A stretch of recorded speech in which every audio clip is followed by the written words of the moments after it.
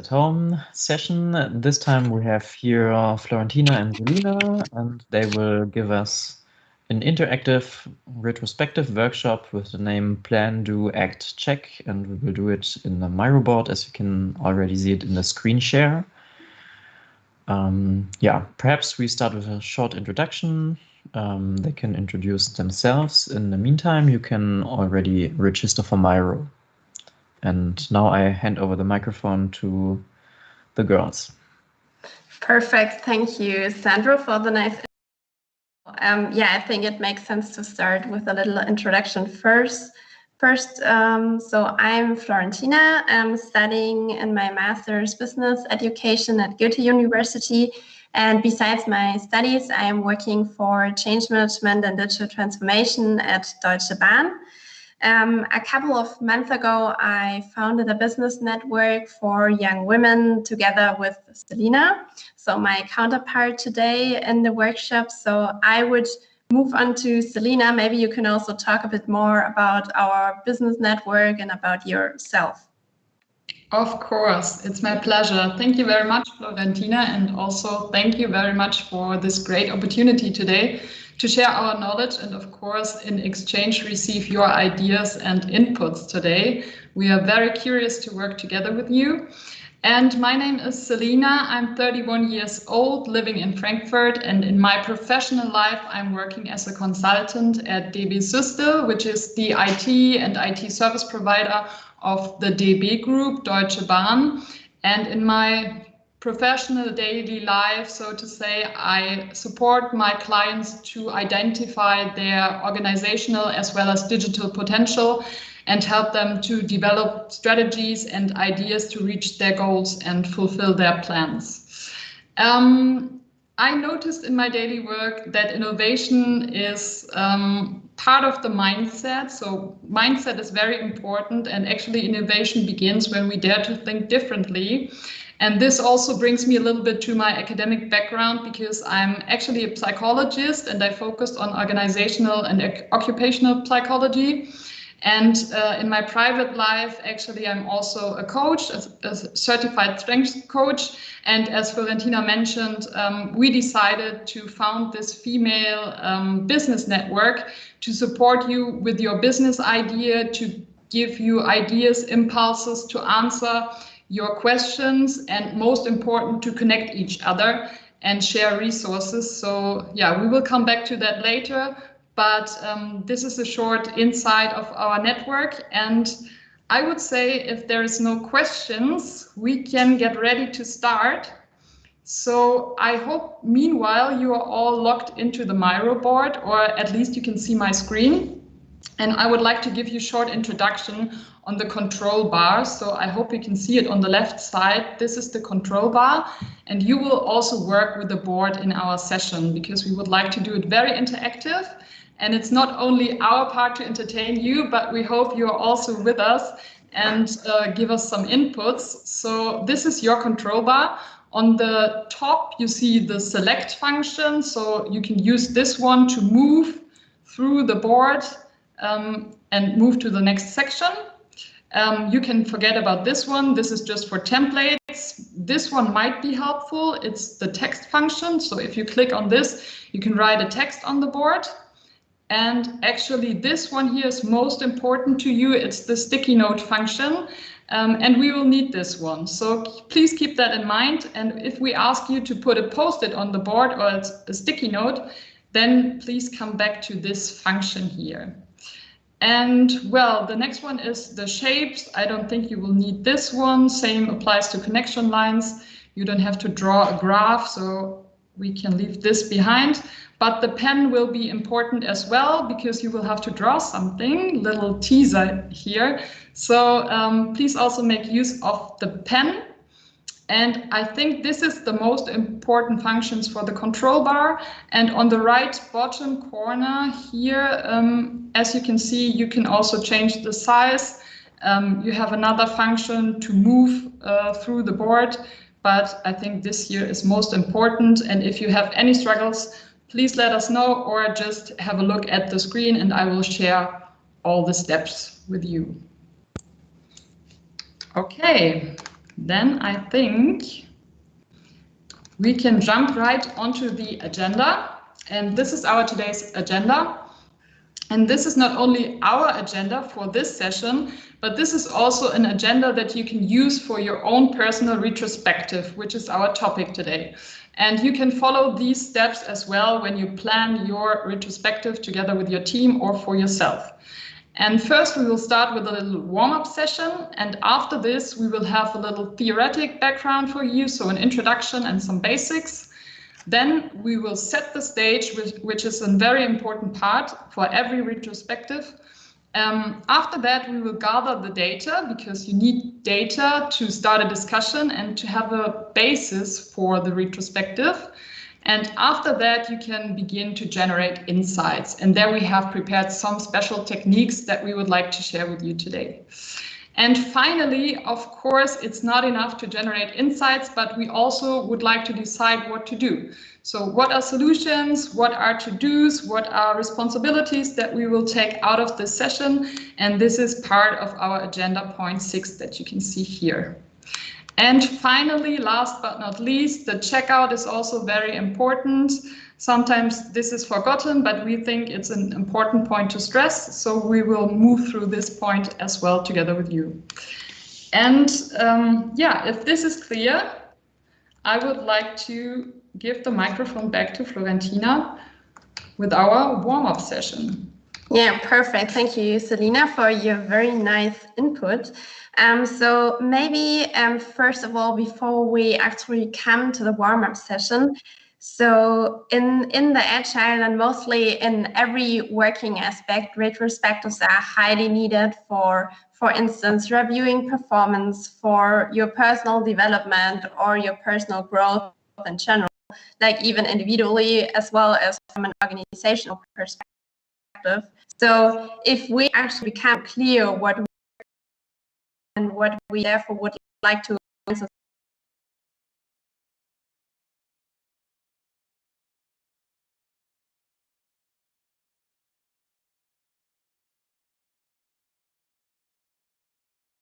we so yeah, of Selina and myself. So now we would like to know first, who are you? And a second question, what's your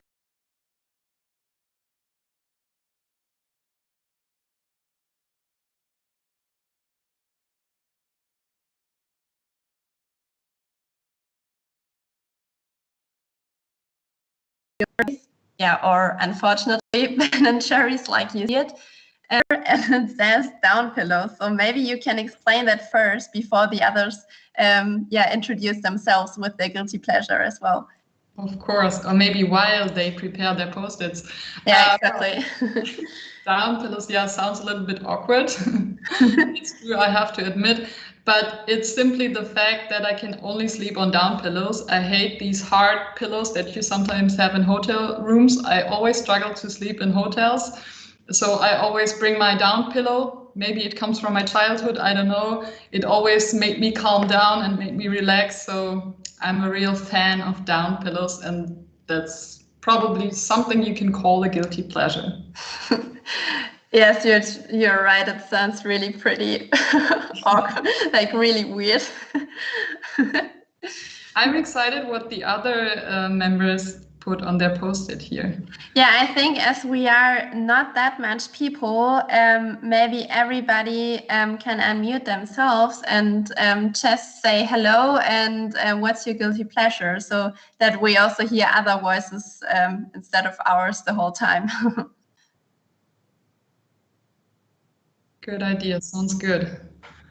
Okay, yeah, as I did not have introduced myself, but I'm Sandro, for all those who don't know me. I don't know whether this is really a guilty pleasure, but I really, really love authentic Chinese food, especially the one I ate in China, and I can eat it all day long. So perhaps also food in general is dangerous for me. Yeah, I really feel you, Sandro, especially in home office. Oh yes, that's quite hard with not much motivation to walk and stuff like that. I think I also got fat.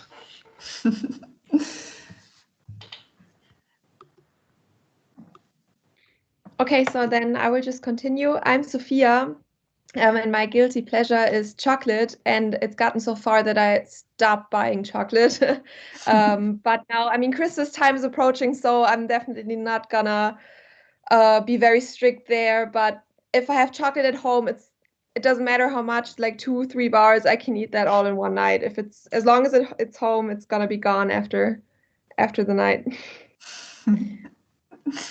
Yeah, sounds pretty dangerous with Christmas. So Yeah. fingers crossed. Totally feel you though. Hi everyone, I'm Sophie, and yeah, in line with Sophia's chocolate guilty pleasure, I love Christmas Netflix movies. And I mean, I think I start around August, and whenever I need to relax, I watch Christmas movies on Netflix. And that sometimes gets out of hand, but it really relaxes me, so I guess I'm fine. So you mean something like Die Hard? What's Die Hard? Stirb langsam? No. It's a Christmas movie. Well, no, it's those cringy, really awful American Christmas movies with flat storylines and no content at No, all. it's not And really a a lot Christmas of movie, but Christmas it plays on decoration Christmas. everywhere. Hi, I'm Malte, and I couldn't come up with a guilty pleasure. Maybe I'm not that guilty, but a pleasure of mine is definitely sports and fitness when I can completely disconnect. And I think for me personally, the runner high is definitely a thing. So that's what I wrote down.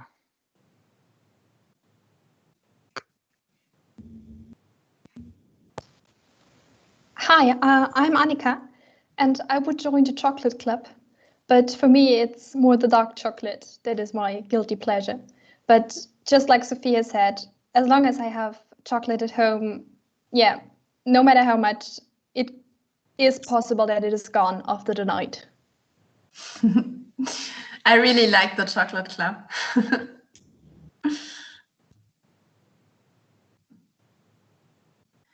All right, so I think there's just Jan missing, right? Yes, hi, I'm Jan, and I love speculatius. So I eat a lot now. So you must be quite happy by yourself. Maybe you are curious about the contents of a retrospective because you never did it in a structured way, and maybe you have some expectations on that. So this would be our next question. How would you explain a retro to your teammates based on what you already know about a retrospective?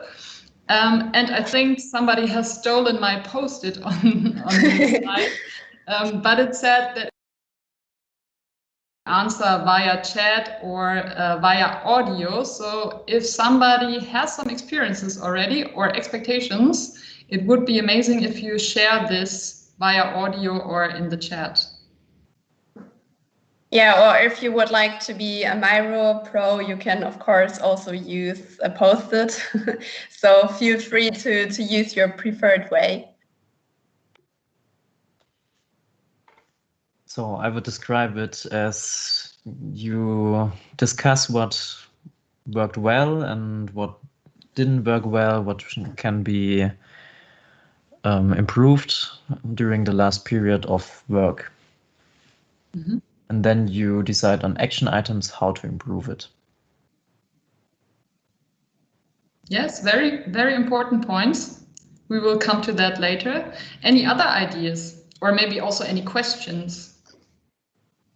I generally agree with Sandro. However, I would mention that as far as my understanding goes, it's not all about work. So also maybe about like impediments and how the team kind of works together. So maybe there's also a human aspect. Mm-hmm.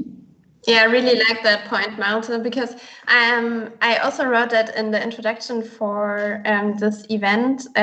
Like, it's not only about the team perspective, it's also really important about the individual perspective, because if you think maybe about your day, or if you reflect your day or your relationship or whatever, you are actually in a small retro. So it's also not only the big picture, it's also like the individual picture. So good point.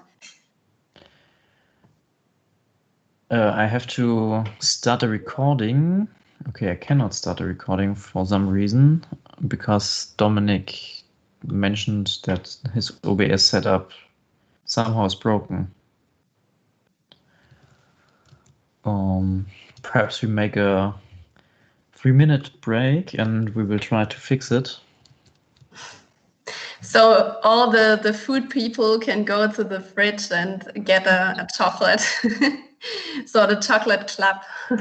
And you can be happy that your guilty pleasure is not on the record. Okay. All right, so then let's meet OBS. maybe in 2 or 3 minutes.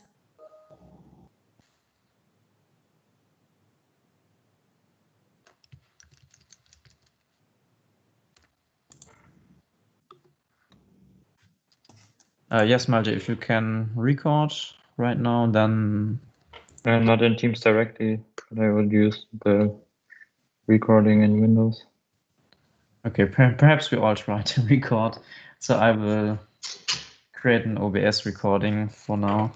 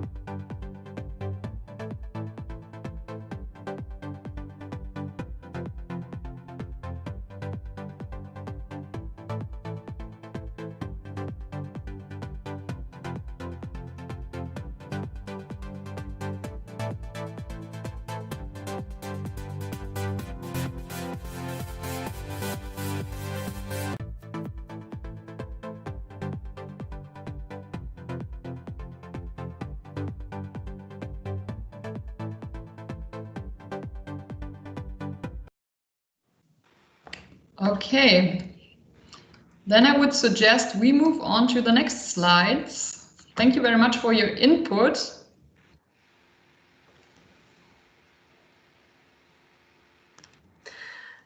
All right, perfect. So that would be, the following question from our side to you.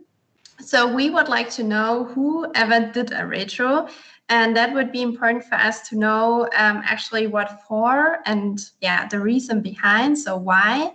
Maybe I can share my personal experiences before. So I did a lot of retros individually as well as in different teams. Like I worked with Adidas and IBM before, and I did many retros also with the customers. So that was also quite inspiring and helpful internally as well as externally. So I made the experience to do a retro to first solve team conflict. So that would be more the inner perspective. processes with the customer or with other teams, whatever. So to really key points out of a retro. So that would be also for us, that you write it down, for instance, on a post-it, raise your hand in a chat, whatever, and talk with us to understand a little bit your background, where you are standing right now.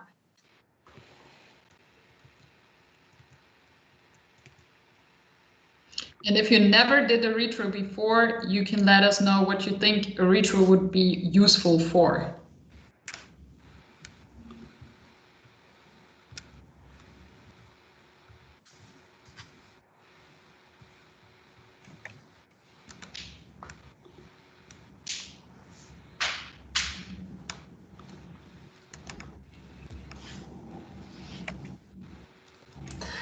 All right, so I see 2 post-its already. During a Scrum workshop, working with a startup, okay. Never did a retro that was actually called retro, but I would consider. All right, so yeah, we already, like Selina and myself, already considered or discovered that as well, like that a lot of people actually call it retro, but it isn't really an impactful retro. So good point, Annika. Sandro says, in Scrum or research projects, after conference, Lehrstuhlseminar. Perfect. So actually different views. That's good. I think Jan is also writing anything.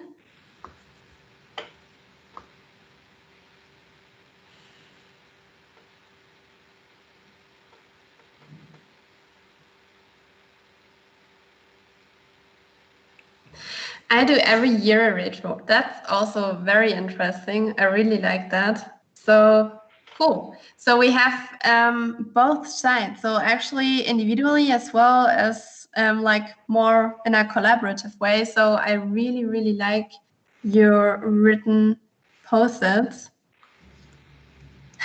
Sophie tried something like this 1 year.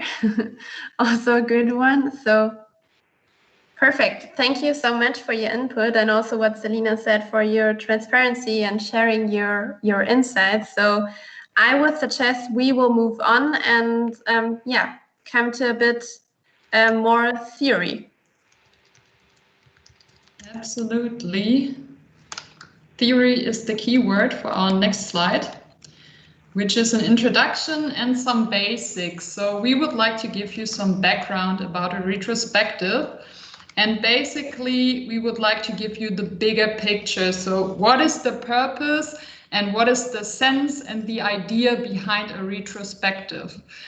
Somebody wrote on the post-it, he or she knew it from Scrum. And this is actually the source or where it was developed. It's a very common practice in Scrum, and you use it in Scrum to look back on your sprint and try to identify potential to do it better next time and to improve your processes and your teamwork. That's kind of the history of a retrospective.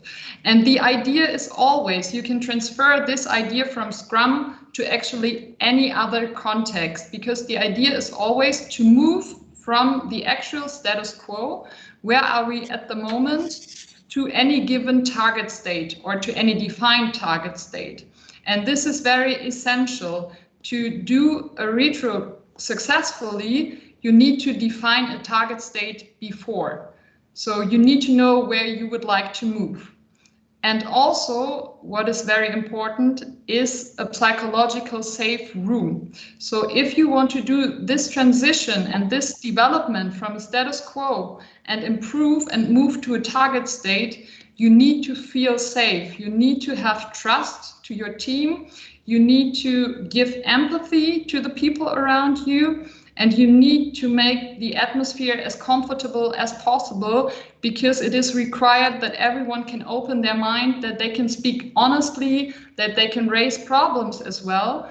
And only if you have this condition fulfilled, there is really the safe room to unleash your potential. Because if there is impediments, insecurities, it will be very hard to move to that target stage, because there is always something that is blocking the way. And as we have worked out already, it's not always on processes or on work processes, especially as in Scrum. In Scrum, they use it for IT developments, for software developments. So the focus is really on the process there. But you can also use this in your private life, or as Florentina mentioned before, to improve your behavior, to your emotions, your way of communication. So there is many different ways. And we would really like to motivate you or to empower you to use this very valuable tool and apply it to any situation in your life where you have the goal to move from a status quo to a defined target state. And with this background, I will move to the next slide. Yeah, perfect, Selina. So I think I will add one more sentence to what you said. So of course, a retro is very diverse, and a lot of people actually see a retro quite technical or quite like focused on a process, but we really try to show you the big picture today. So Selina and myself have both a psychological background. So of course, we are not that deep into the technical part of a retro, but we would like to show you what's possible, like also from a psychological part in a retro. So yeah, trying to transfer the big picture of a retrospective. All right, so coming to another really important theoretical part is different guidelines or rules where you can follow in a retro. And I would say not only in a retrospective, also when you talk with your friends, for instance, about a sensitive topic, or when you talk with your team. So that's really broad. And yeah, so I actually can't see it, Selina. I think it hopped. Yeah, now it's back. So first of all, you see on the left corner, every voice counts. So that means everybody has ideas. Everybody is allowed to contribute. There are no silly answers or thoughts or questions, whatever. So that should be clear, like in every team meeting, in every retrospective, in every talk or discussion about an innovative topic. The next rule is the Las Vegas rule. Maybe some of you have heard from it. It says everything what happens in Las Vegas stays in Las Vegas, and that could also be applied to a retrospective. So what happens in a retrospective stays in a retrospective. Of course, if it's like numbers or about performance, of course you need to take it outside, but that's more related, for instance, to interpersonal communication topics, or more sensitive topics, emotions, personal stories of your teammates, whatever. Another important rule, and like personally, I think that rule is also really important, also for your personal or my personal life, is regardless of what we discover, we understand and actually truly believe that everybody in this room, everybody in a meeting, wherever, did the best job they could. So yeah, I'm convinced that that's not only important like now or here in that room, it's, I think, in general really important for your personal mindset, as well as your personal development and growth. And last but not least, you see Nelson Mandela. So we Googled like perfect pictures for values, and we thought Nelson Mandela would be a good example. So retro values, or a code of honor or code of conduct, are essential when conducting a retro, but we would also recommend to do that not only in a retro, also with your team, for instance. So you could write down at the beginning at your retro, for instance, with the team, your team values and related to the respective retrospective. That could be, for instance, trust, respect, openness, empathy, whatever. So that are the four main guidelines. We would like to introduce yourself, and hope you can also take something with you also for your private life, what I said before. Yeah, and then I would hand back to Selina. Thank you very much. Yes, with these rules, you're setting the stage and you're creating a comfortable atmosphere actually to open the door for the actual retrospective, for the actual process. And the actual process is starting with the data gathering, and this is where we are here with this slide. And the goal of the data gathering is, of course, to have a basis to start your discussion, to have a basis to start thinking about your improvements and your evaluation of the situation. So you need some data to have something to work with. And the question is, how do we get these data? So they are not flying around in the room, we have to gather them. And this can be sometimes tricky, and this can be also a little bit boring or sometimes a little bit hard, depending on the situation. And therefore, we prepared 4 technical advices or 4 technical tips and strategies to get these data in a very nice and comfortable and maybe entertaining way. And the first advice we would like to share with you is asking the right questions. So the questions should be open because we want to speak to everybody and everybody should get involved. So if the question is too specific or doesn't apply to everybody, it's hard to get data from everyone. So please make sure that it's an open question where everybody can talk about.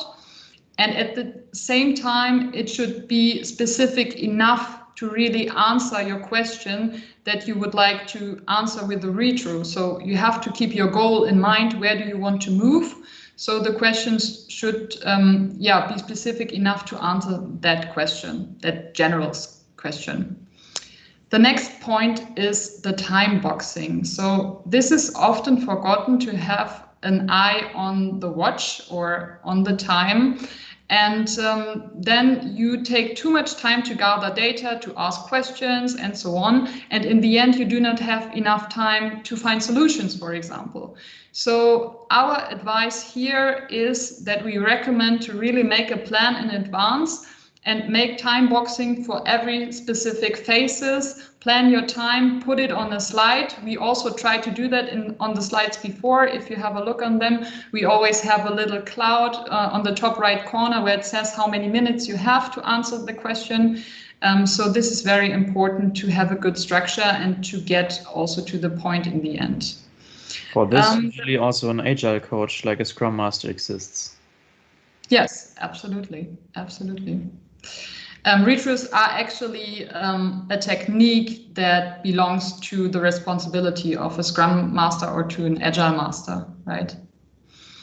The next one is integration of emotions. So the data gathering should also be focused on emotions, should try to integrate the emotions in a good way. So also keep an eye on this one, because if there is any conflicts, for example, in the room and you do not speak about it, maybe you are not getting on the right path. So stress the emotions, try to talk about it and gather data about the emotional state of everybody.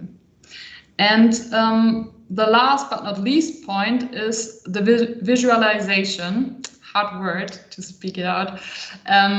That makes it much more attractive for everybody. So if we have something we can look on, it's easier to understand, it's more attractive, it's more entertaining, it's more understandable. So try to use techniques of visualization. This can be graphs, this can be charts, for example, this can be tables, this can be drawings on a whiteboard, or anything that comes to your mind that has the character of visualization. Make use of it. Mind maps, for example, is also a nice technique to gather data. And yeah, we hope that all these recommendations will help you to gather the data that you will need to answer your question and to make your way through the retro. Yeah, perfect. So I think that was perfect to understand our next steps. So we try to combine all the 4 aspects, what Selina talked about, to put that into one retro question. So now we actually start with the practical part. So closing now the theoretical, like the really baseline theoretical part, and starting into practice now. So you've learned some theoretical input from us, hopefully. So I would suggest let's have the next 10 minutes to discuss and draw around our following retro question. So that would be draw your past month during home office, home university, social distancing in the following graph. So that would be on the next slide. And which personal pains and gains during COVID-19 evolved. So we try to find a really nice question which everybody can answer and with that everybody can connect to. So to make that a bit more like touchable, maybe Selina, you can just swipe a bit to the right side, and maybe you could start first to grab a pen from the bar line on the left-hand side, and maybe you could draw your curve first, how you felt and how you feel your last 3 months happened. So to show the others how that will actually be. Okay, I will take the pink pen here. And the question is my personal pains and gains during COVID-19. Okay, so here we have, this is good. What happens here on the hard side is everything that you did like about these months. And this is the part where you were not in a good mood. Okay, so I will try.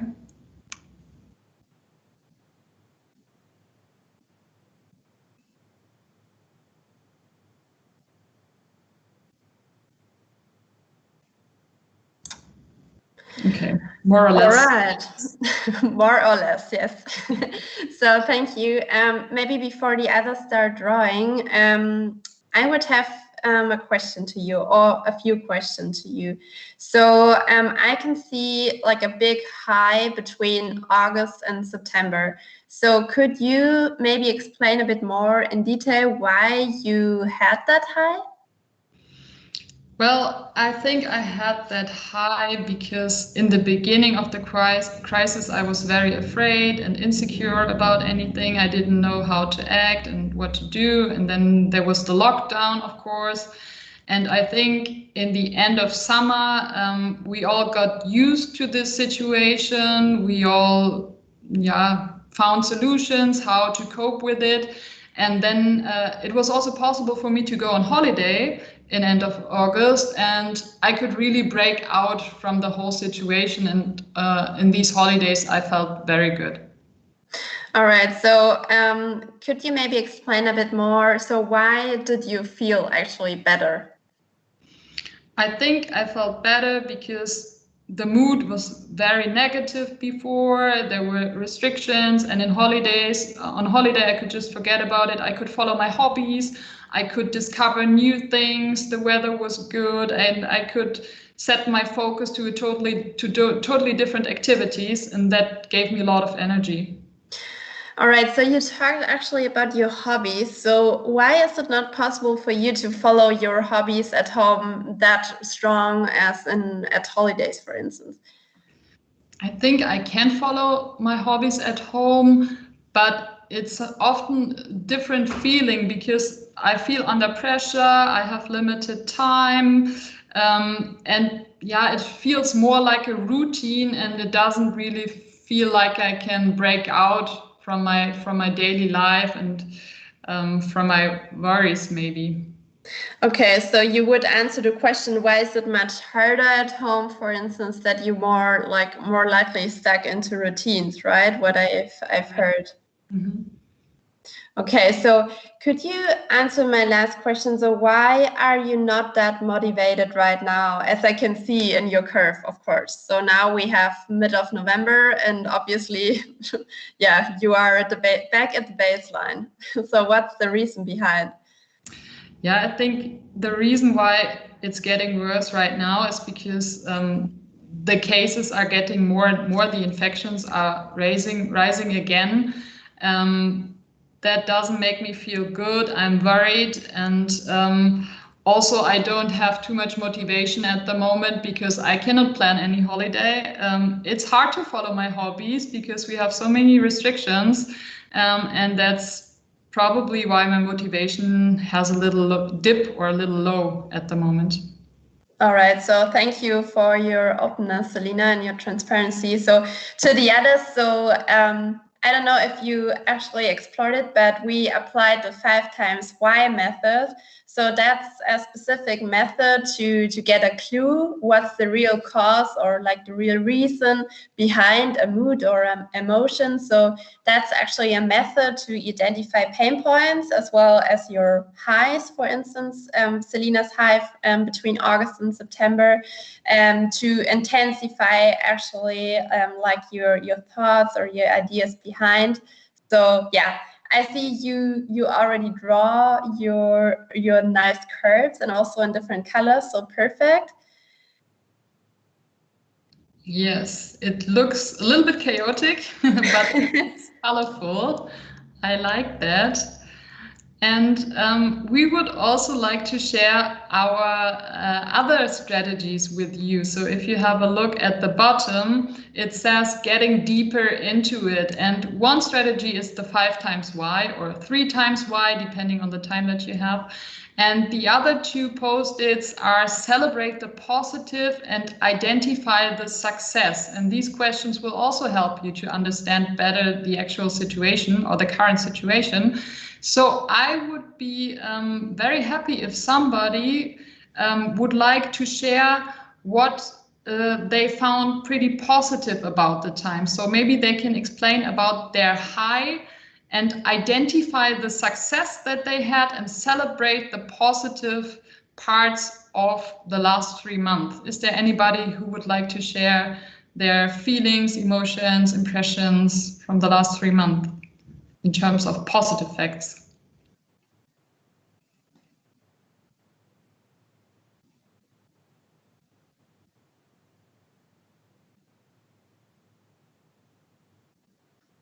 Maybe I cannot see the chat. Is there any opinion in the chat, Florentina? No, not yet. So if you don't want to share it here, via audio, you can also use the chat, of course. So that would be also no problem. But it would be really cool if someone of you could share their personal insights about their curve. I know it's quite personal, but yeah, we are in a room full of psychological safety. So yeah, you are safe. I mean, I can explain a bit my curve.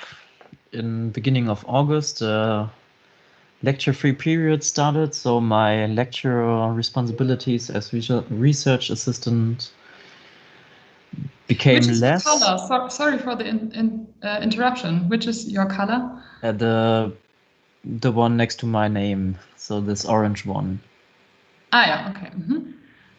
And I got a bit more time for myself and my research. And then in September, there was this European conference on software architecture where I presented my paper, which was really good there. And afterwards, the preparation for the next semester started. And due to COVID-19 and a lot of first semester students, which means nearly 700 first semester students, I got a huge load of work. And now, since 2 weeks, I'm getting hundreds of emails per day because students cannot manage to find a link and click on the link. And this is annoying. So that's why my curve is getting more and more in this pain section. Thank you very much.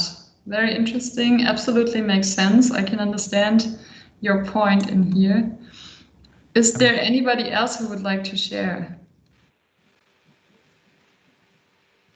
For example, I would be curious about the green line. You don't have to speak up if you don't want to, no pressure, but here the green one has a very big high in the end. And I felt very depressed in the end because there are so many restrictions at the moment and everything is insecure, but there is one person who really has a high in the end, the green one.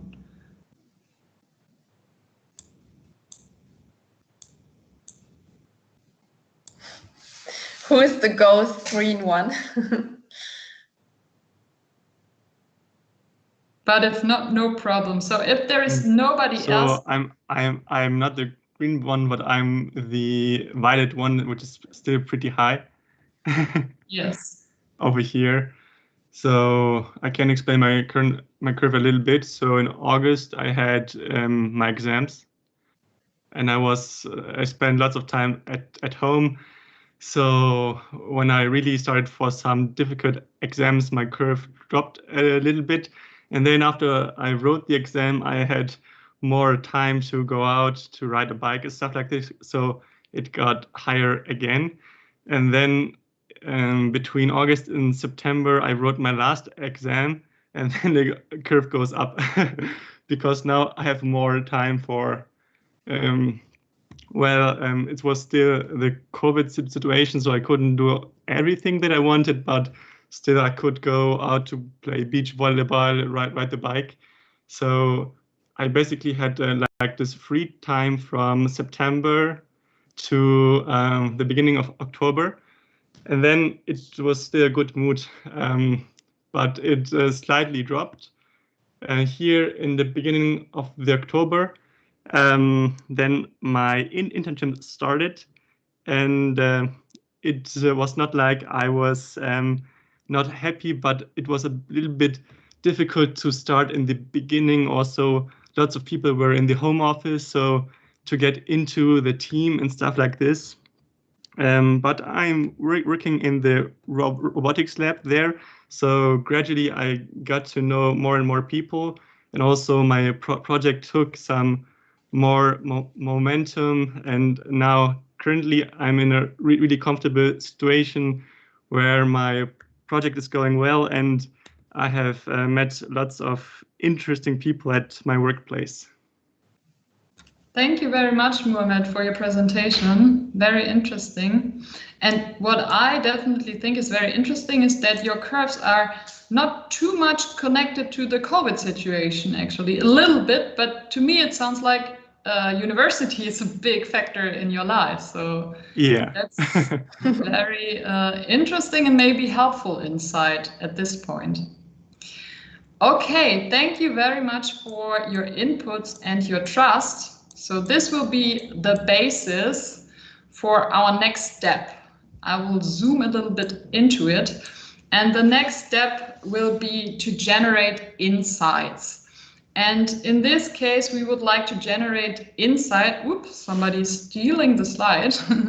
We would like to generate insights on the question, how can we cope successfully with the pandemic crisis or with the pandemic restrictions and with the life that we are facing right now, with the whole context, with all the positive and negative side effects of the restrictions, may it be social or at work, maybe you are in home office, maybe university is different than before. So there is many factors getting along with the pandemic.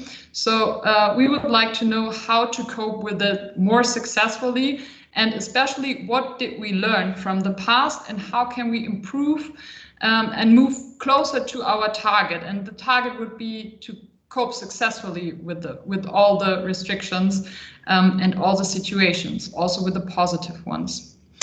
And therefore, we took Norman Kurth basic questions.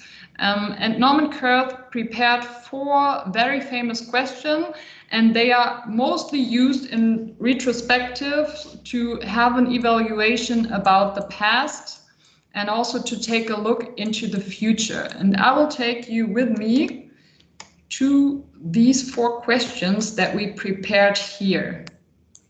And the first one is, what do I have to remember which went well that I should not forget it? So this question focuses on the positive aspects of the crisis or of the past month.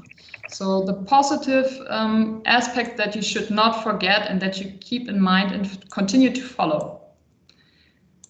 The next question is, what did I learn? So where did you develop? Where did you gather insights? What came to your mind? What suddenly made sense? I don't know, all these aspects should be answered with this question. The third question is very essential, and it says, what should I do different next time? So here you already have the transition, the transfer. You had the view on the past, you take a look at the future, and you're asking yourself, what should I do different next time? How can I develop? And the fourth question is, what still leaves me puzzling? And puzzling means what still leaves you confused. What did you still not understand? Maybe there is some points that you cannot improve because it doesn't make sense to you. It's simply weird and awkward and you didn't find an answer yet. So these aspects are also important to appreciate and to document, because you can also generate learnings from these points. And it's absolutely fine because we don't have to understand everything. So that's totally okay. And maybe sometimes we just need to accept these facts and make it clear that there's something that you still didn't understand.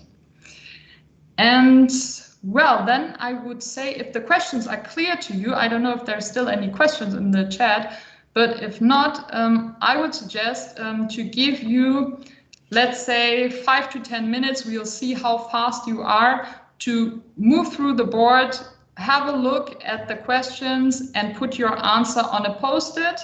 And of course, if there's not enough post-its, you can just use the control bar here and grab one more post-it, put it here and write your answer on it. Or just copy and paste, it's also possible, yeah. So pretty easy, yeah. And maybe what's also quite interesting, like from my more theoretical part, like during your drawing, Norman Kurth, I don't know if you already know it, but Norman Kurth is the founder of the Scrum method. So he is actually, the founder, and the questions here in the retro are also used like in the Scrum method. So just to build that bridge to Scrum, as it was also mentioned in the beginning. So just to have that on the side.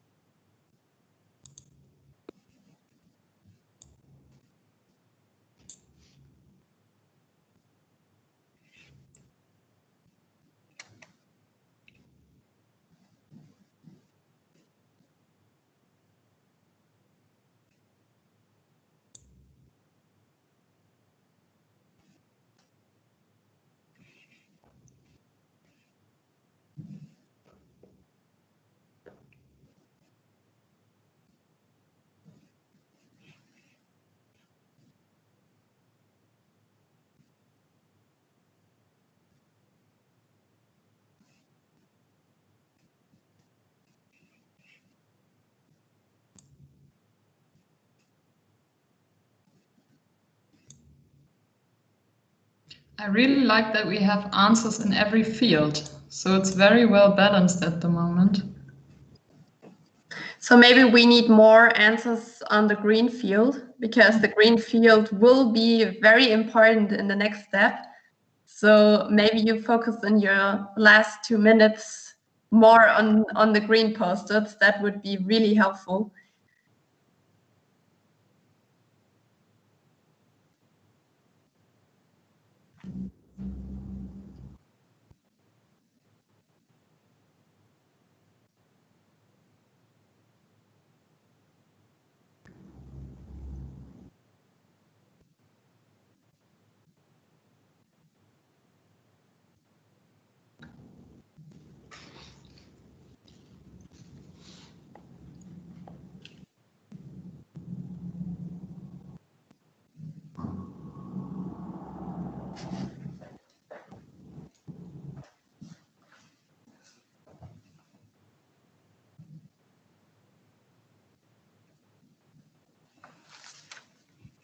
All right, maybe Selina, we could start reading some post-its in the meanwhile when they still writing. Of course. So I will start with the first question. What do I have to remember which went well that I should not forget it? We have a lot of answers here. Maybe I will just read out a few. The first one is staying in contact with friends and family virtually. And we also have a post-it where it just says friends and family. So this seems to be a very important learning. Maybe on the one card, it's more focused on the value of friends and family, that you should more focus on this. And on the other card, we also have the aspect of the virtual world. So also the learning of digitalization on here. Then we've got networking, which is very great and fits pretty well to our female network that we also started in this time. So we can absolutely relate. We get establishing routines to go outside, pretty important one. Great conversations virtually. So again, somebody stresses the aspects of virtual communication. Community, this goes along with the networking aspect, pretty nice. Connection with my boss, which is my neighbor, has become really awesome. Yeah, maybe you get time to focus on other aspects that are pretty close to your home or just out of your door, because you get another perspective on things and other forms of connection. I really like this one. YouTube live streams and lecture recordings. Yes, good learning as well. Event through life seems hard. There's always a solution. I think it means even though life seems hard. Yeah, absolutely. That's definitely something you should not forget. At this moment and in the future, there is always a solution, and we will work on the solutions later in the next step. And be happy on my own. Yeah, I think we all will remember that we had more time with ourselves and how to cope with that situation. Okay, great inputs. Thank you very much. The next one is actually connected with the first one. So in the first question, we asked what went well. And the next one is pretty similar, but what did I learn? Maybe it focuses a little bit more on new aspects. And here we got the answers. Watching 90-minute lectures online is boring. Okay, does the person would like to explain this one maybe? Yeah, so I wrote this one down. And personally, before the pandemic, I thought as lectures are quite helpful because I just had to attend them and I would get something out of them, even though I would have to repeat the content afterwards. But now using the same format of having somebody talk to you for 90 minutes, for me is impossible online. I just can't concentrate 90 minutes in front of a screen. So yeah, this doesn't work out for me. So hopefully not all your professors do 90 minutes videos, because this is didactically very, very bad. I mean, this is another point I think that fits more into what still leaves me puzzling, is that some professors did really, really well in the sense that they did split their lectures into smaller chunks, and it's easier to spread out 90 minutes into 4 videos throughout the day. But then there are other professors who just don't care, and they just want to either use the recordings from previous years that they already had, which are of course just the regular lectures, or they just produce it in a real life lecture. But I suppose this is a quite complex topic, and I see more and more that I'm over-engineering. Thank you very much for the explanation. Really helped. And I think there is aspects to learn in both sides for yourself, but also about others. So learning can also have multiple perspectives in this topic. Then we get the point, relax and heal. Yes, very important to just relax and think about the positive aspects in these difficult times. We got the posted here, a lot of remote tools and working in home office. Importance of social contacts. I think we can all relate to this one. New skills and knowledge outside my study subject. Yeah, maybe you got more time to put a focus on different subjects, or you're just interested about other things because your values also changed a little bit during the time. So this is a very good learning. Tool knowledge goes pretty well with the one before. How to stay connected in times you can't meet. Yeah, goes pretty well together with the virtual point and the importance of social contacts as well. And I need routines in home office to motivate myself. Yeah, absolutely, very good learning. And with this learning, you can already develop yourself. It's quite easy to apply. At least it's very important if you noticed this one. Okay, then we move over to the green field, which is very important for our next step. And the question was, what should I do different next time? So here we already move in the phases of transition, in the phase of development, in the phase of finding solutions. What can you adapt? What can you do different next time?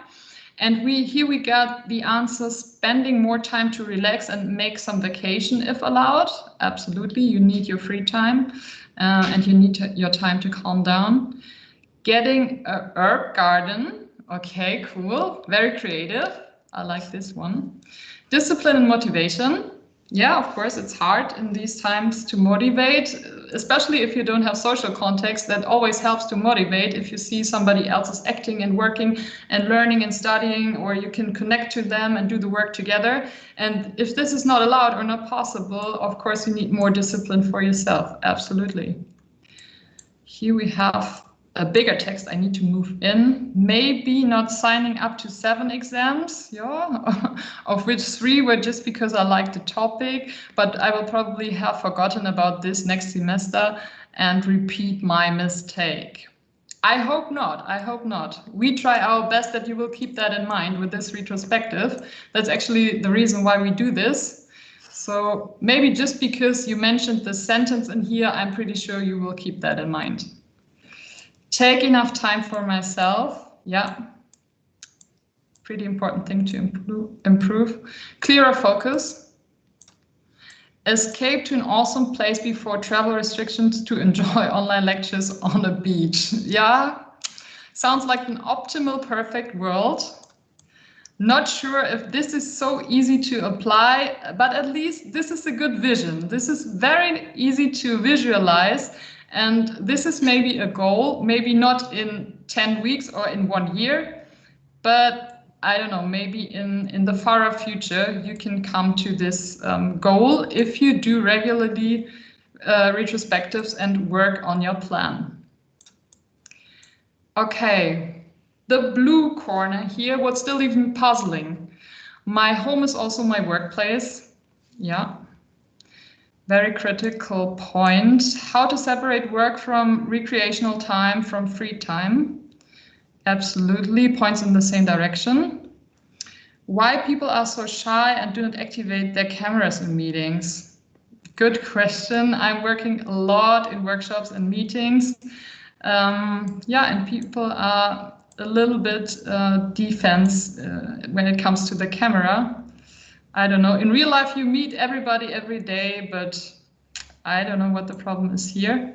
But maybe to just interrupt you, then we should be a good example and to turn on our cameras in the last couple of minutes, if you would like to. So to answer to that post-it. I cannot see it. I'm happy if you switch it on. I think I still have it on. So I will move to the next one in the meanwhile.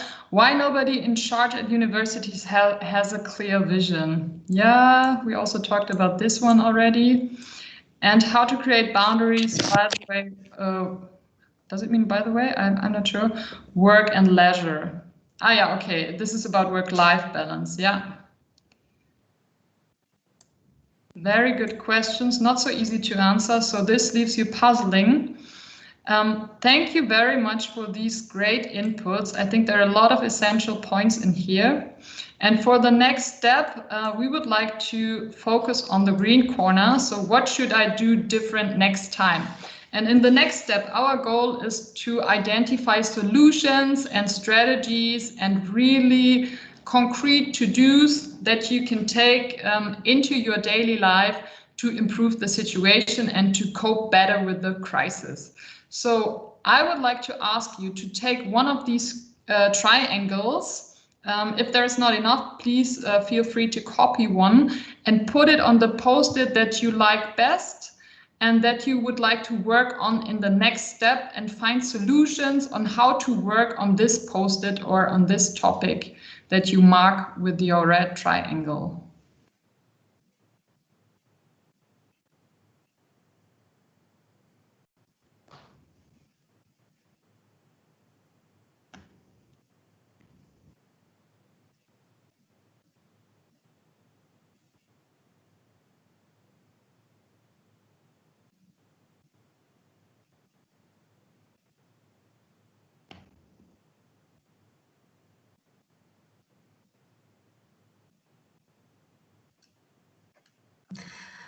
All right, so I think everybody has voted, right?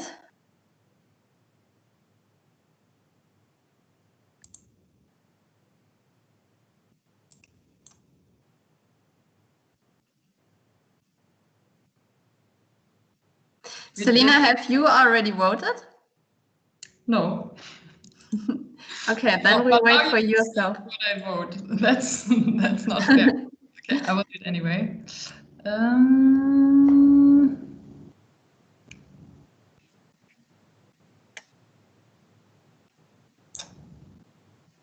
And now I make it hard because now you have to decide between these two. So the people who didn't vote for any of these two, you can move your triangle now.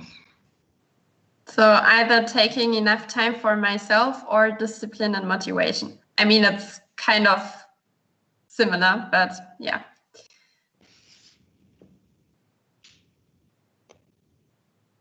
Okay, 10 seconds left, and then we will announce the winner. 3, 2, 1. So we go with this one here. All right. So I will grab that post-it. So take enough time for myself and go to the next one. So I just add that one. All right. So we are coming to our next practical step, and yeah, more or less to the end nearly of the retrospective. So now as you voted for your preferred step or proposal, challenge, whatever, what you would like to work with is taking more time for yourself. So now that would be the next question. So how would you find actually a solution? So what would be a solution or an answer to take more time for yourself during this time of home office, whatever, like where are no real boundaries between work or leisure? And yeah, so that would be quite interesting. So just write down on the post-its below your solutions or your ideas. So if there are not enough post-its, just copy paste or insert more post-its.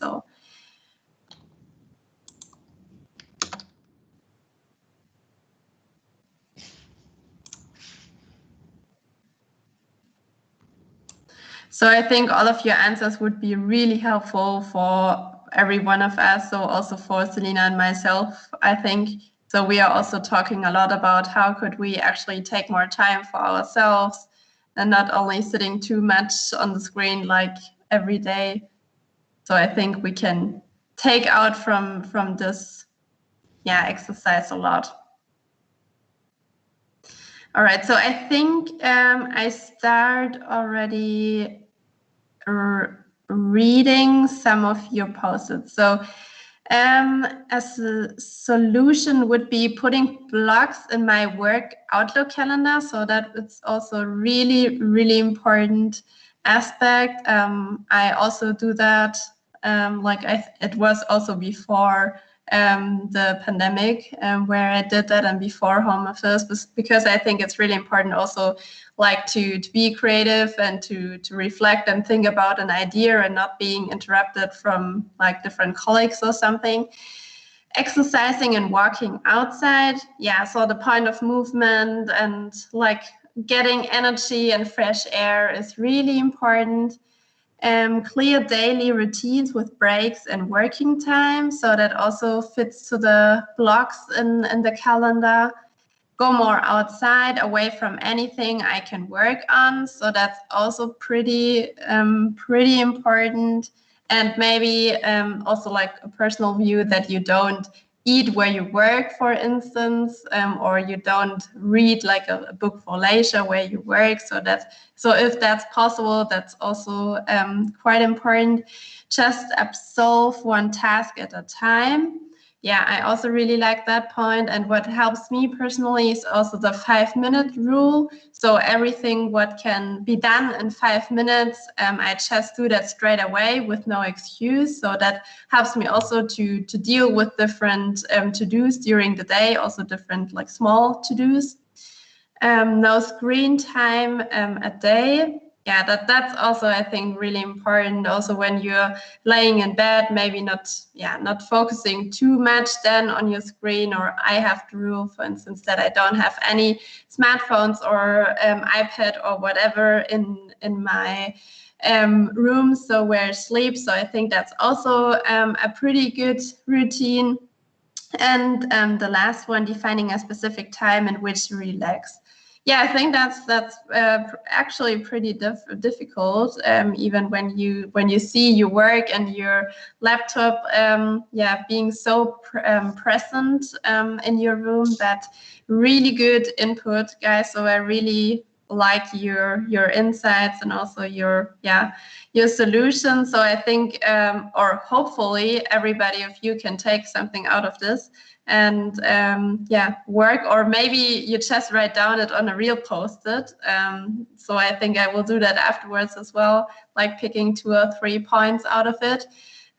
So perfect. You actually saw this method, so that's also part of the practical retro process, that you pick one specific point in the question and then follow it with like more in detail. So what's also important, and that's something what I experience with my team at the moment. So they really like the retro process, but what's really quite difficult for them is to being committed. So we have a lot of ideas and solutions, but nobody will actually commit. So that would be really, really helpful to find or to be committed to your points and really do it, and also really follow it that you do it, because otherwise a whole retrospective process wouldn't make any sense. So that's, I think, from my side. Selina, do you have anything to add, or would you like to follow the practical process for checking out? Yeah, maybe just one aspect. I think it's very obvious or very interesting that we are all a little bit suffering from our computer works.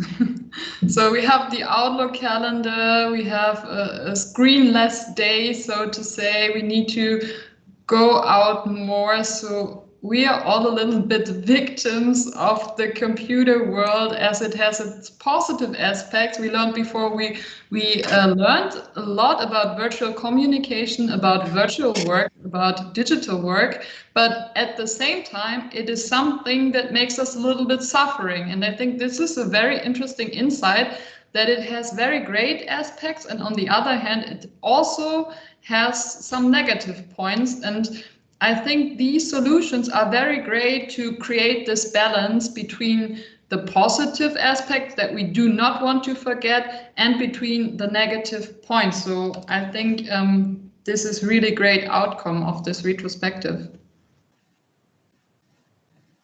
Yeah, perfect. Thank you. I think that was also quite helpful. Yeah. All right. So, Selina, I would say maybe we hop on to the next important point, which is quite helpful for getting out of the retro. So the checking out process. Absolutely, the checkout process should not be forgotten. And you already mentioned a very important point, which is commitment. So we already created a post-it which says appreciation and commitment. And the idea of the checkout process is not to leave you alone with the solution and just say goodbye, but the checkout process idea is to really wrap it up and to make something out of it, and to take the essence and put it into life, take it into your daily life, wrap it up and create a great atmosphere. And I think there is no golden rule how to create the checkout. We have prepared some recommendations that we would like to present to you in a minute. But before we get closer into it, we would like to get your creative ideas. So what would you do after you received the solutions and the idea? What are you missing right now? So what would you like to do at the end of a retrospective to check out and wrap up the whole process? And therefore, I would like to ask you to grab a post-it again or a sticky note and just put your idea on the board and let us know what is an important part for you of the checkout process.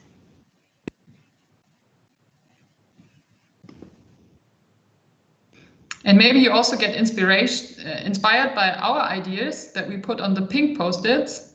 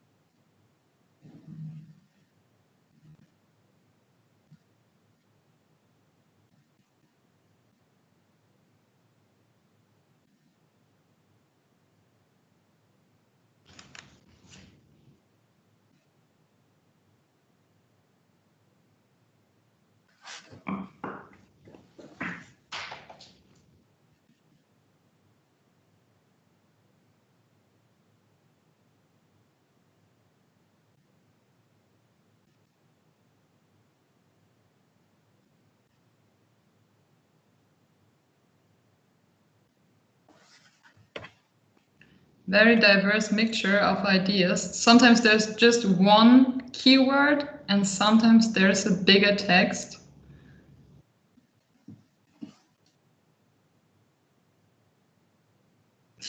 Okay, I think we can start with a presentation of your answers. And I think it would be great if at the end of the retrospective, you can just unmute yourself and present your own post-it. Is there anybody who would like to start and present their idea and share their thoughts about the checkout process? Sure, I can start. So my post-it is this orange one again, so you can always find me with the orange ones. My idea would be to write down the action items I want to do and why I'm trying to do them. So in the next retrospective, I can take a look whether it got better or not. And if there are too many action items, I would try to concentrate only on a few of them so I can follow this getting things done aspect. Thank you, Sandro, for your input. Very important points. I think this goes along with our idea of documenting the process. So you see the bottom left post-it, the pink one, which says document the process. We had actually the same idea. So it's important to keep your solutions in a documented form. Maybe you identify the form that fits to you. This may be an Excel sheet, or this may be a journal, or post-its, as Florentina mentioned, that you put somewhere where you can see it all the time. But this is very important, and to make it concrete, to identify the action task and to concentrate on the most important. And concentrating on the most important was also something we did in the step before, where we did the ranking and made the prioritization on one aspect. So thank you very much for this great input. Maybe we continue with the next one, which says define next steps. Does it go along together with the orange post-it? Is it the same idea, or maybe any other aspects that you would like to mention? In general, it's the same idea. So it's just that you know what you should do, so that you're not left without a clue what to do next, and you're just sitting there, but instead you know what you can really do to get the things done. Could you zoom in a bit for the recording? Because otherwise the recording cannot see all the post-its. Thanks a lot. Welcome. Yeah, and thank you for the explanation. Goes in the same direction and also goes along with the idea of commitment. So define next steps, and maybe not only the steps, but also the person who is responsible to take the step into life and to make a practical solution out of it. So this is a very important point.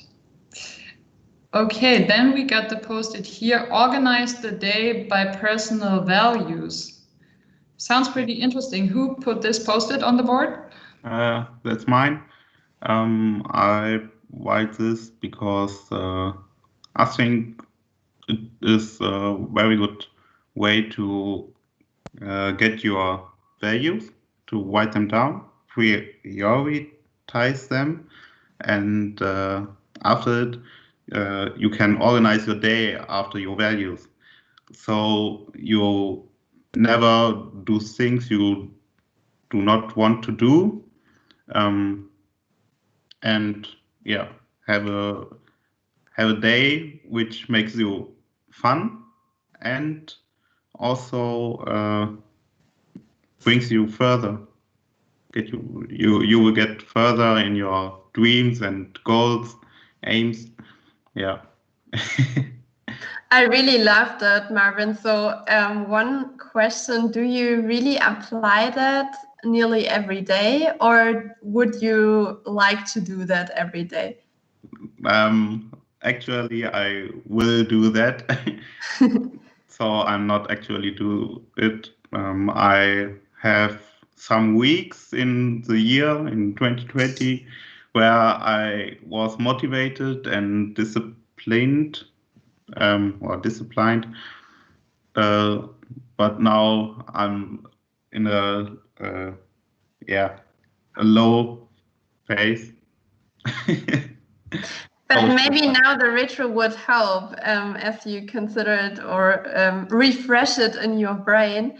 So I really loved that impulse. So I think I will write that down on a real post-it afterwards and try that out. Absolutely. And I also identified one similarity to our post-it of inspect and adapt, because I think inspect and adapt matches pretty well with personal values. And the idea of inspect and adapt is you take a look at the solution or at the action task and make it your own. Do it in your way and try to experiment with the solution, try different versions maybe of the solution, use it in different contexts, make it fit to yourself, because nobody gets any further if you get a solution and you don't like it because it doesn't fit to your personal values, or you cannot work with it because it doesn't fit to your reality. And this is the idea of inspect and adapt. So I think it's very close to this one, which is why I also liked it pretty much. Okay, I take you with the zoom to the next one. Who wrote down this sticky note? Is there anybody who would like to speak up and explain it a little bit? Yeah, that's my post-it. And I think it goes along quite well with the first two. So I also said to write down the things that went well and that didn't went that well, and maybe concentrate on just a few things, so not be overwhelmed with what actually one has to remember. And then, like the other two, I said that it would be good to really plan the next steps or actions for each one, or define the goal state that shall be reached till the next retrospective or next meetup, so that there is actually a plan that can be followed and not just like the state of where we are now. Absolutely. Great input, Annika. Thank you very much. It also goes along with our idea in the beginning of visualization. So if you create a plan or a target state and make it more concrete, prepare documentation about it, something you can follow, that's also visualization, and that also helps you to move on. So I really like this point as well. And the next one is very, very big, very clear, but there can be many ways to interpret the manifest. So what is the interpretation of the person who wrote it down? I'm curious. My interpretation of this word is rather simple, that the way life works often for me is that when I repeat things every day, then I'll make sure or they'll become real. So if I want to start running and I start the first day, and then the next day I run again, and then before I know, I'll run every day. Yeah, very good. Thank you very much for the explanation. Okay, I will move out a little bit to get you a final overview, or to give you a final overview over our ideas. To give you a little reminder, the question was, how would you handle the checkout and follow up of a retrospective? And just to wrap it up in a few sentences, I think we can agree on the fact that we need a documentation. We would like to make it concrete. We would like to get a visualization. In a perfect world, there would be an action plan with a priority of the most important tasks and a person who commits to the task. The solution would fit very well to the personal values of the person. The person can make it their own by inspecting and adapting the process or the solution. You need to manifest to the solution, and it would be good if people find their own rhythm and repeat the retrospective to also track their process and their development. Okay, thank you very much. That was also our checkout of the retro.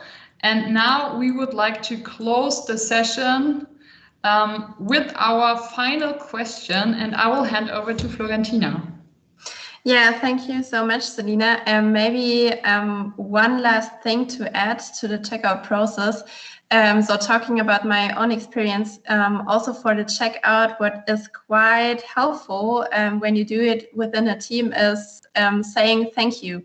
So a lot of people, unfortunately, forget to say thank you. But I made a nice experience that it's amazing to say thank you for your openness, thank you for your transparency. That was quite surprising. So if you would like to talk about XY, please come back to me. So yeah, appreciating and saying thank you can definitely open a lot of doors. So maybe that's something to add. And Marvin, I already wrote down, I don't know if you see it, that organize my day by my personal values. So thank you for that. All right, so I think we are coming to our last question and what we would like to know from you. So compare it now from the beginning to the steady state where we are now. So based on what you've hopefully learned today from us and also from the discussion from all of you, how would you explain now a retrospective to your teammates? So that would be also quite interesting for us, also for the feedback. So either you grab a post-it, write it in the chat, whatever over the audio. So please feel free just to throw something in. That would be really helpful for also for the learning process before and after, which is of course also part of a retro. So just throw in whatever you think of and comes to your brain.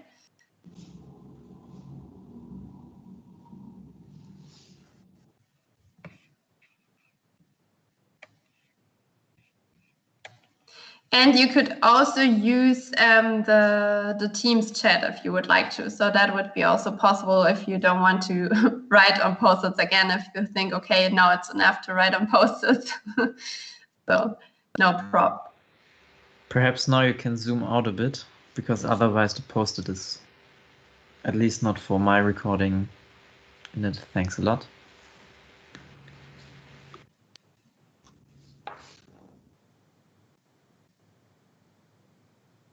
And maybe it also helps to reflect a little bit on the way that we moved through. So we started with the gathering of the data. We gave you some advices and tips how to gather data, how to visualize data. Then we created insights with the 4-question of Norman Kurth. And finally, we created solutions and action tasks out of the most important aspects that we identified before.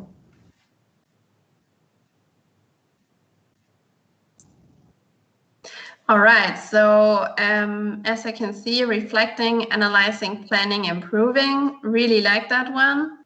Coming to the point, really good. So Sandra wrote, inspect what went well and what did not. Find action items to improve the steady state and trying to apply them.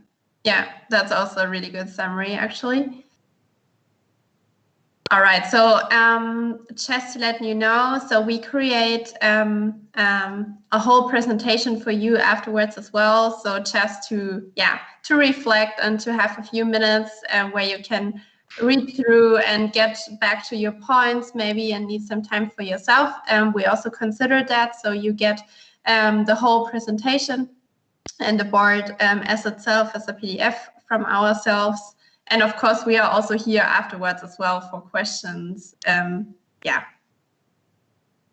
Definitely. And I would also add one aspect of myself. And I think the question, how would you explain a retro to your teammates? This can be answered very different after every different retro. So every retro is different.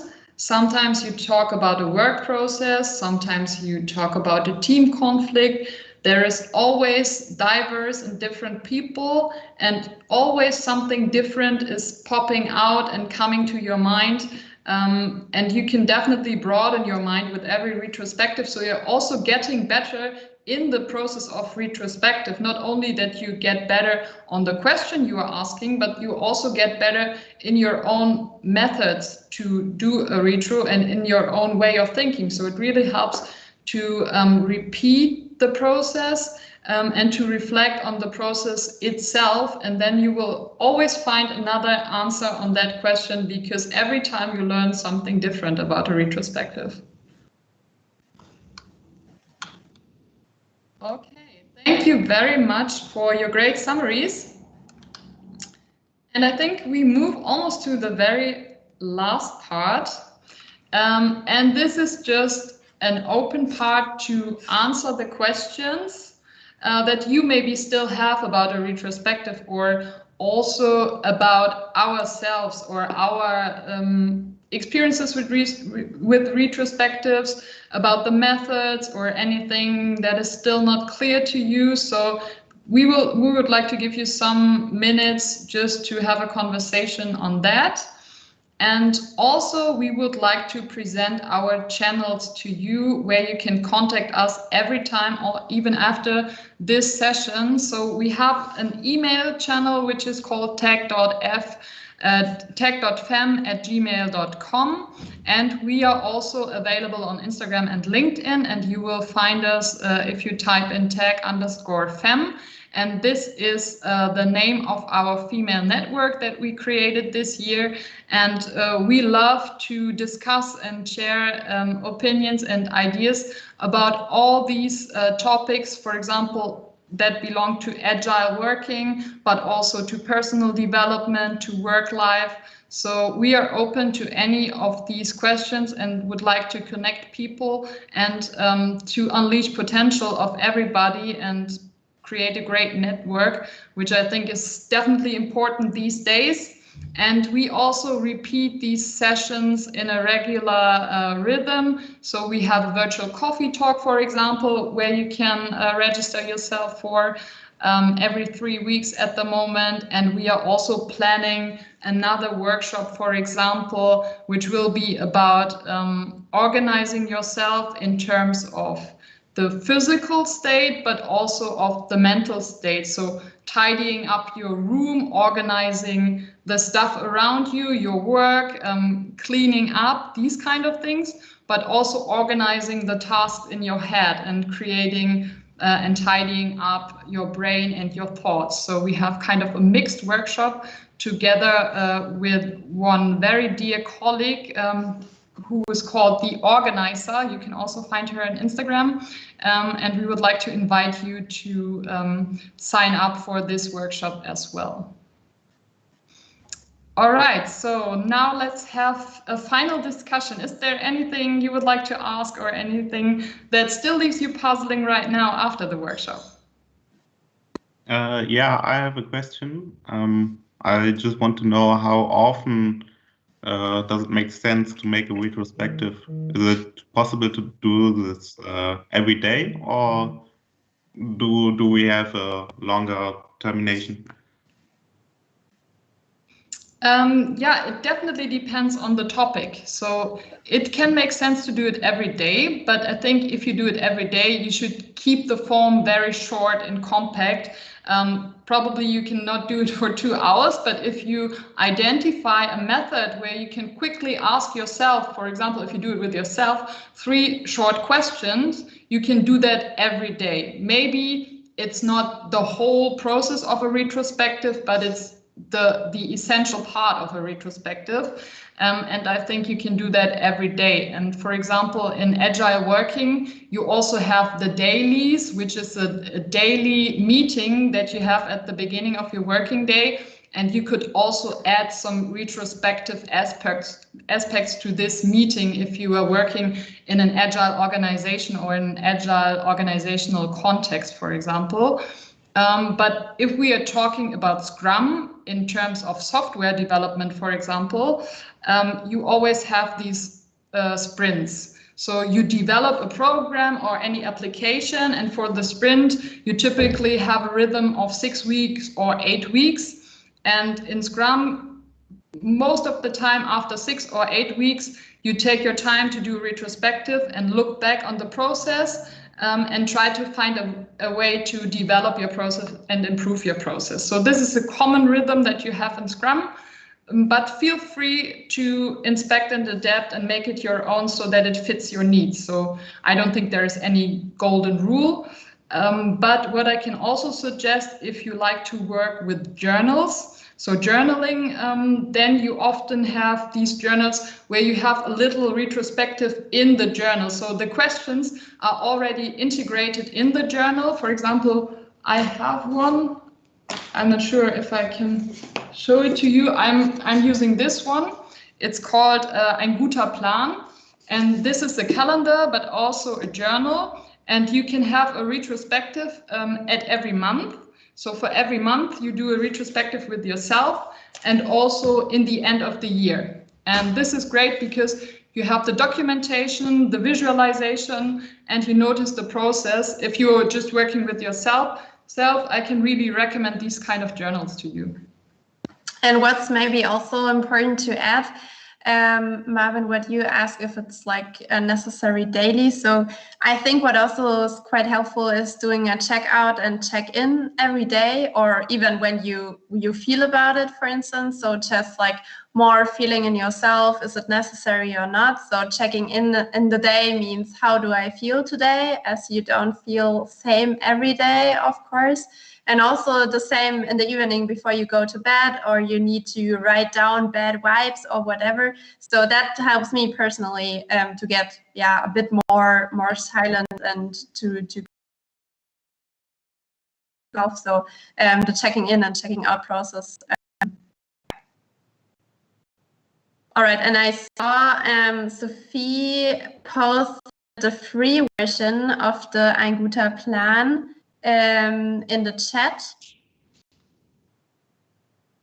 Perfect. So yeah, for those who are interested, just click on the link and check it out. So Selina is the pro in Ein guter Plan. So if you have any questions, hand it in to Selina. Of course. Okay, very good question. Is there anything else? Any other aspects? Or also maybe what you would like to add.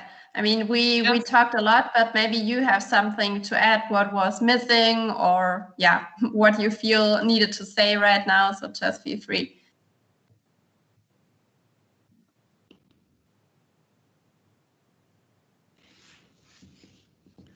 Okay, sounds to me like we didn't leave any questions open, which is a very positive thing to close the session with. Florentina, anything to add from your side? And if not, I would move over to the feedback. Yeah, I think that was a good bridge to the feedback already, and I think that's perfect for the last 5 to 10 minutes. Yeah.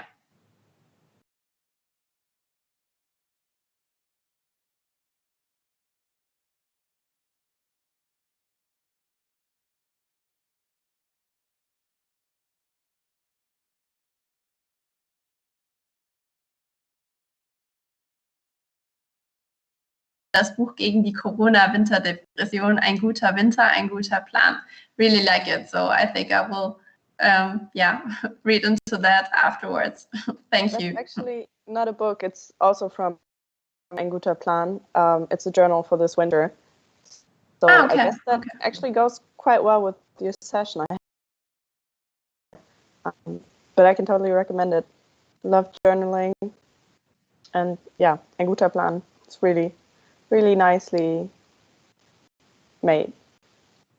Cool, thank you very much. And also I can invite you after this session, you can put your post-its underneath the question post-it that we had before, and then we can just share some inspirations, book tips, techniques, ideas, links that you found maybe, and then we can also use this as a source of inspiration, and afterwards we can share that when we export the PDF from the Myro, and then everybody gets access to the ideas, and we can share a little bit of our ideas. Okay, cool. So finally, of course, we would be very happy and glad if you give us your feedback. What do you think about this session? Was it helpful for you, or was it more or less a waste of time? Of course, I don't hope so. I hope you are more in the green field at the top left corner. So if you have a look on the x-axis, this is the time, and the y-axis is the profit that you personally.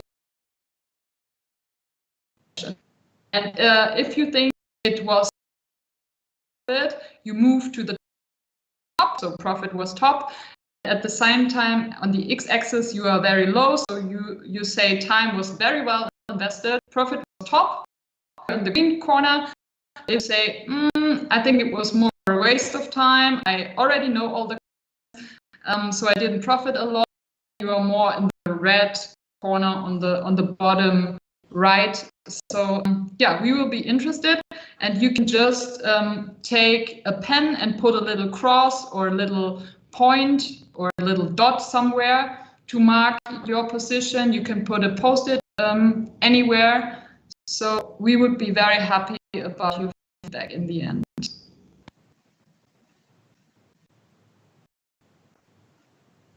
Yeah, and maybe just during you draw, so you can also easily use that for not only retrospectives, also for yeah, when you moderating or giving a workshop or something. It's quite helpful for the end. Yeah, to work on your development or to work on your skills, whatever, so that you can improve afterwards. I have to comment my cross on downtime. It's just because I'm professional Scrum Master and I did a lot of retrospectives. So, but if I wouldn't knew that before, then it would be on the top left corner, I would say. Cool. Thank you very much for the explanation. That helps a lot. Congratulations for Scrum Master. I think some time to become a master, doesn't it? Did you do some seminars? I did some seminars and the certification, and I mean, nowadays I'm research assistant, so if I'm acting as Scrum Master, then only within our research group or for the student projects. Yeah. But I would take some time also practice to become that. Absolutely, and I think you will notice that it will be also totally different if you start working and you are into a programming project, for example. There will be different outcomes than when you apply at university. Yeah. Yeah, right. I mean, I also was Scrum for development projects, not only for research projects. Cool. So that is very good to know. So maybe you can also take the time afterwards to connect to each other if there's any questions left. We have a Scrum Master, a certified Scrum Master in our round. So at least if you have the time to answer some questions on that, there would also be the possibility to connect and to network a little bit on that topic.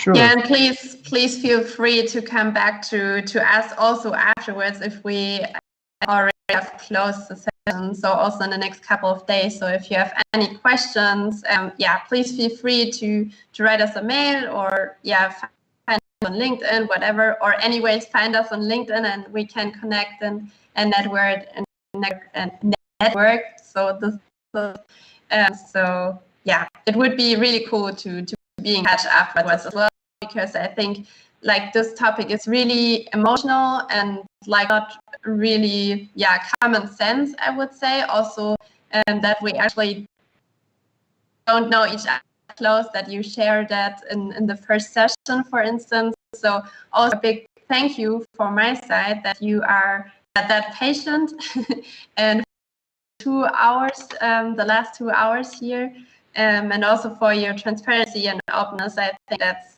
really helpful also for Selina and myself to get new insights, which we can also add in more workshops. So yeah, my last word would be thank you. Really appreciate the time with you. Yes. Thank you very much. It was a pleasure to work in this group. Very interactive, and you iterate your voice, not always the case. And I wish you all the best to get through this winter, however it will develop. I hope you take inputs from our sessions, and yeah, I would be happy to stay connected, and I wish you a great evening. Enjoy your time and all the best. Okay, Bye-bye. Thanks a lot for being here and presenting how to do agile retrospectives within Myro. We hope to see you also next time as listeners. Perhaps you can manage to join in future lectures at home sessions. The next lecture will be in 2 weeks, and I think we have to still schedule which of the potential lectures will be there.